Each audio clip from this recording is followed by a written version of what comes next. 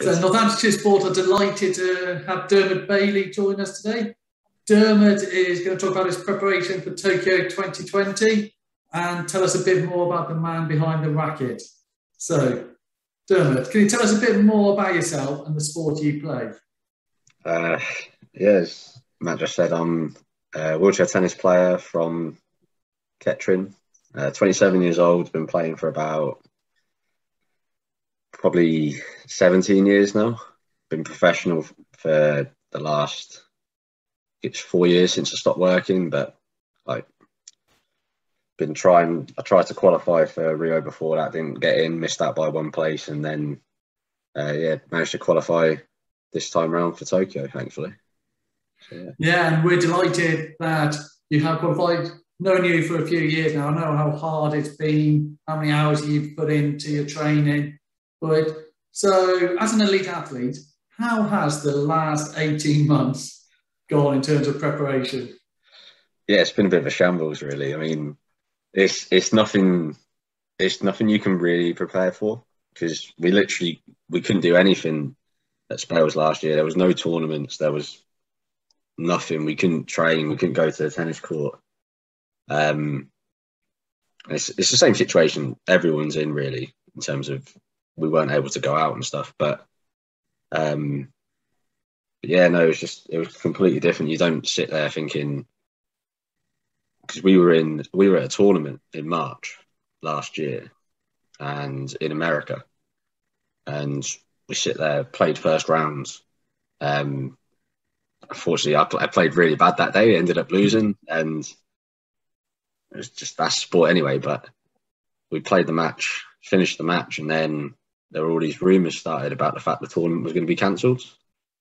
And we sat there, had dinner, everything, just went to sleep, woke up the next morning, gone to the tennis courts to get ready for the matches, and we're all sitting there waiting and get an email saying the tournament's been cancelled and you'll have to book a flight home. And just like, this is completely different to anything anyone's experienced. And yeah, I mean, we've had to adapt. We got some training equipment from the LTA sent out and able to do stuff that way. But yeah, no, it's been unusual, but luckily still managed to get over the line for qualification, which is the main thing. Yeah, so this year you've been able to get a few tournaments in and a few bits. How have those gone so far? Yeah, so I've done maybe 2 tournaments, 2 or 3, I can't remember exactly. And it's been okay. Like, Poland was good. We got semi-finals with doubles with one of the British juniors as well. So that was a good experience to get on court with him and like try and give him some pointers during the matches and stuff. He's only like 15 years old and did really well. Could have probably won the semi-final, but didn't quite get over the line. And I lost in the singles final, that one, which was really good for me, because I think I had an injury last year and we were coming back, and it was like the first tournament was going to be testing how physically I got on more than anything. And I think I ended up playing 8 matches in 4 days. So it was quite good, that in terms of physically, and obviously the result wise as well was pretty good. I think I played first 3 matches I played, I didn't lose a game. So I was feeling confident, and I somehow just ended up losing all the confidence in the final and just threw away my chances, really. But no, it was good. And then the last tournament I did was Queen's. So that's one of the biggest tournaments in the world for wheelchair events, really. I mean, Queen's is one of the most prestigious able-bodied events, really. So it was amazing. Getting back, playing on grass is always an unusual experience, but that was really good. Enjoying it anyway. No, that's great to hear that you've had a good season so far, and hopefully you carry that on into Tokyo. Hopefully, yeah. There. So, do you think people give the Paralympics the same recognition as the Olympics? I mean, probably not the same level, but it's improved so much since, I think, when I was growing up, really, there was little to no coverage at all. And now Channel 4 are going to put on over 300 hours of live sport, and it's incredible. Really, you're going to have young disabled people, young people watching it and seeing like inspirational athletes and the stories behind these people and everything. And you'll have people who can relate to it, and you'll have someone who will go, I'll look up to this person, whether the kid's able-bodied or not. They can still look up and see an elite sportsman and appreciate what that person's doing. And didn't really have that when I was younger, just because the coverage wasn't there. Now you've got the Wimbledon final was shown live on BBC, stuff like that. That's exactly what you need to grow a sport, especially Paralympic sports, where there isn't that coverage compared to able-bodied events. And obviously, you don't expect every Paralympian to be a household name, but it's going in the right direction, I think, which is the main thing. Yeah, no, and you're a testament to yourself, to your family, but also to Northamptonshire, how hard you've worked to get there. So it'd be good to get that recognition for yourself as a true elite athlete, representing us at the Paralympics there. But so, as an elite athlete, what scares you the most? Apart from interviews with me. Yeah, mainly interviews. No, at the minute it's travel. No, but no, I don't think nothing really fears me. Like, I think if you're scared of failing, then you can't really perform or anything along those lines. I think it has to be. I don't know. I think you can't have a fear of anything in particular. Like, you have to back yourself to be able to perform, and you have to back yourself to do anything. If you want to be an elite athlete or elite in any environment, you have to back yourself to be able to do it, I think. Yeah, so coming back to the bit where you said about travel, we've got 3 weeks to go now till you travel out to Tokyo. How are you going to look after yourself in those 3 weeks? I think it's just doing you have to be really sensible at the minute anyway, but it's probably going to be going over the top and limiting the number of people I see, everything along those lines. I think it's 4 weeks. It's making sacrifices for that time where maybe I say no to doing things with friends or doing anything that could jeopardize the trip out to Tokyo, really, because this is the first time I've qualified. This could be a once in a lifetime thing for me, so I need to put that into perspective when I'm making my decisions. And I mean, nothing I do is going to be more important than going to the Paralympics this year, so it's easy to make those sacrifices, I think. Yeah, definitely. So I'm guessing as an elite athlete, it's not cheap to do your sport. How do you fund it, and who helps you along the way?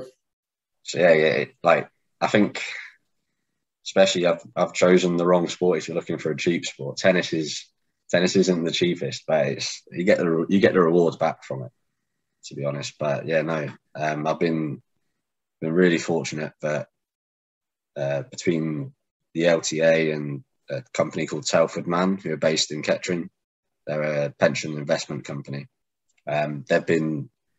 They've supported me for the last, I think it's 3 years, maybe heading towards 4 years. I think it's 3 years now.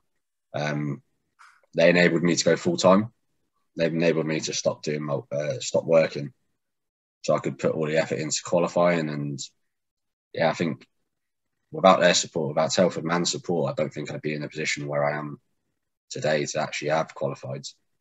The LTA are obviously great in their support as well, and they do all the stuff with Encore and like the physical side of things as well. But yeah, between them two, I don't think without their financial support and the actual Encore contributions from the LTA, I wouldn't have been in the situation I am.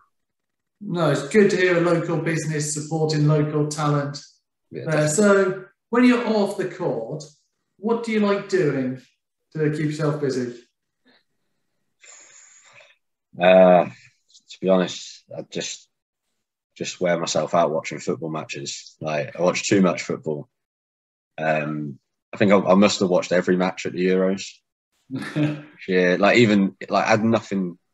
There's definitely better things to be doing some of the time than watching some of those matches. But no, it was I like watching sport, so I watch anything. To be honest, like I think, to be honest, I think once I finish this, I'll probably put the golf on and sit still for like the rest of the day just watching that. So yeah, no, it's important to get that rest time and take your mind off different activities. And some of the Euros certainly would have helped with the sleeping through some of the matches.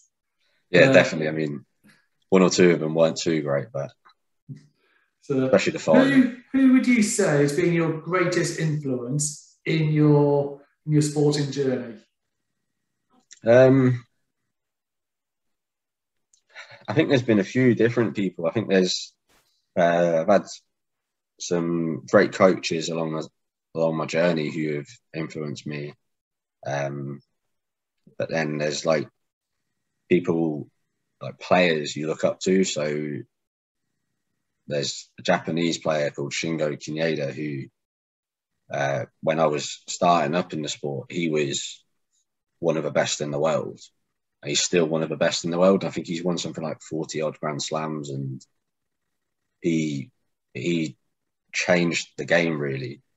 He took it forward a completely another level and made it the professional sport it is now.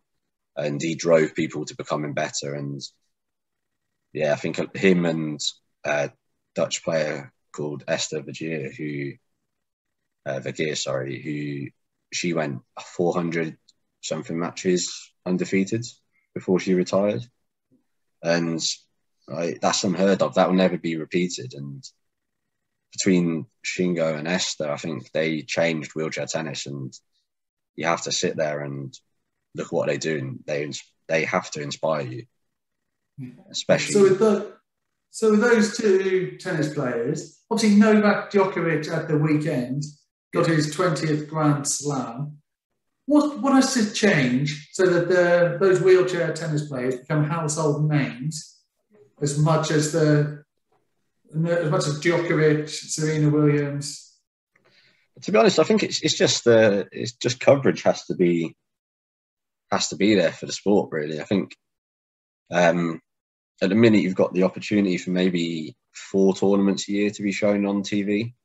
As in the 4 Grand Slams, there's not really the scope for other events to be put on television. I think British Open, which is next week, will have some online coverage, and a few other tournaments do maybe an online stream on YouTube and stuff like that. But it's obviously not the same level as the other tournaments.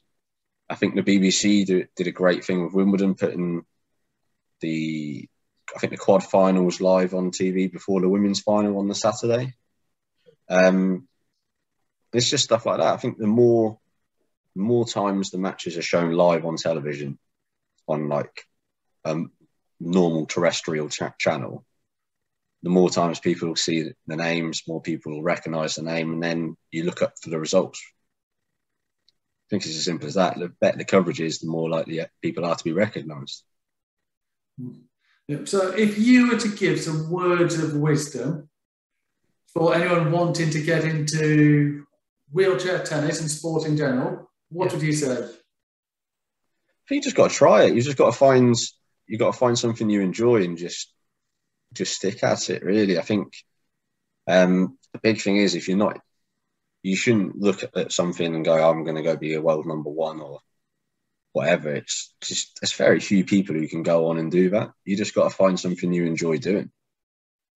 Find something you can do with your friends, or a way of making friends, or whatever. And whatever sport that is, whether it's tennis or like basketball or swimming or whatever, then just go out and just enjoy yourself doing it, really. Excellent words. So, Dermot, to finish off, I've got some quick fire questions for you. Okay. Just a quick answer, please. Sushi or ice cream? Ice cream. Early mornings or late night? Gonna push you. Early morning. What's your most annoying habit? I play too much FIFA. What's your favourite food? I don't know. Sausage and mash, something like that. Okay, and the most important question. Who's going to win something first? Shrewsbury Town or Newcastle United? Probably Shrewsbury, unfortunately. I've got to be honest. I can't see Correct Newcastle answer with there, any. Dermot. Yeah. I mean, you can win the Papa John's trophy or whatever it's called now, can't you? We've got more chance than you have of it. Exactly, yeah. We'll see. No, so on behalf of Northamptonshire Sport and myself, good luck out in Tokyo. Thank you. Do us proud, and we look forward to speaking to you once you return. Perfect. Thank you.